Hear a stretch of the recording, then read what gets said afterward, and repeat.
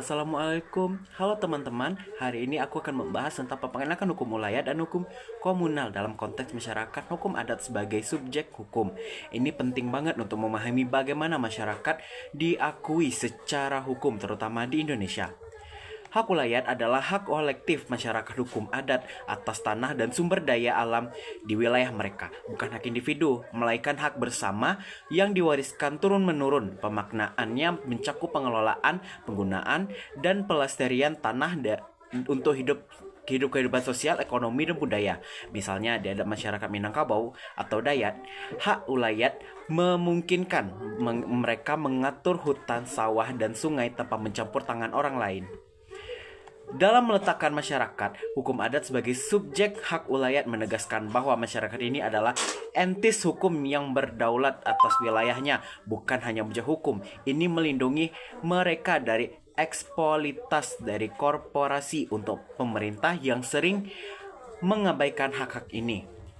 Dan yang kedua ada juga hak komunal, mirip dengan hak ulayat tapi lebih luas. Ini merujuk pada hak kebersamaan atas sumber daya yang dimiliki secara kolektif seperti air, hutan, dan lahan pertanian yang dikelola untuk kepentingan komunitas. Pemaknaannya menekankan solidaritas dan keadilan sosial, di mana keputusan diambil secara musyawarah dalam masyarakat adat. Hak komunal mencegah individualisme yang memastikan sumber daya digunakan berkelanjutan sebagai subjek hukum. Masyarakat adat dengan hak komunal ini mengakui sebagai pihak setara dalam hukum nasional. Dalam Undang-Undang Nomor 5 Tahun 1960 tentang pokok-pokok agraria, yang berarti mereka bisa menggugat jika hak mereka dilanggar, memperkuat posisi mereka sebagai subjek aktif bukan pasif.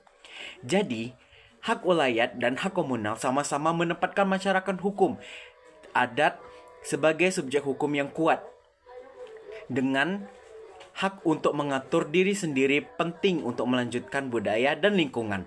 Terima kasih sudah menonton. Jika ada pertanyaan, boleh kalian tulis di komennya guys. Terima kasih. Assalamualaikum warahmatullahi wabarakatuh.